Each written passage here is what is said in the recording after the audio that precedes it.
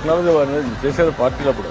నువ్వు ఇది చేసి నువ్వు ఒక మోడల్గా తయారు చేయి, నువ్వు కూర్చో ఇక్కడ అందరితో మాట్లాడుకొని.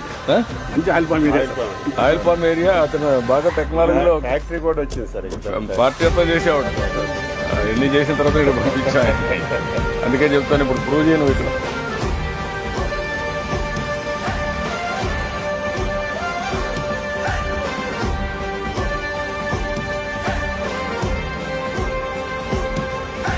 నేను ఆరాధించే నాయకులే నా ముందు ప్రత్యక్షం అయితే ఆ మనిషికి ఎంత అద్భుతమైన అనుభూతి ఉంటుందనేది ఒక ప్రత్యక్ష నిదర్శనం.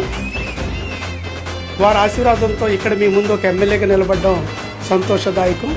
వారిని అతి దగ్గరగా చూసే ఒక మహద్భాగ్యం 3.5 ఏళ్ళు నాకు కలిగింది. వారు ఆలోచన తీరు కానీ వారి యొక్క తపన కానీ చూసినప్పుడు చాలా ఆశ్చర్యం వేసేది.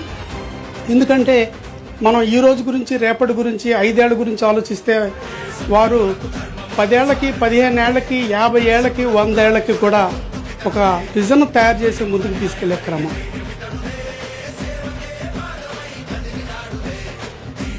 ఇప్పుడే మిత్రులు చెప్పారు, మన వెంకటరాజు గారు. ఆయన చెప్పినప్పుడు మీరు వింటే, ఒకప్పుడు నేను ఇంకుడు గుంతలు మాట్లాడాను, చెక్ డ్యాములు మాట్లాడాను, పొలాల్లో చిన్న కుంటలు మాట్లాడాను, ఇంకో పక్క మైండ్ ఇరిగేషన్ ట్యాంక్స్ అన్ని రిపేర్లు చేశాను.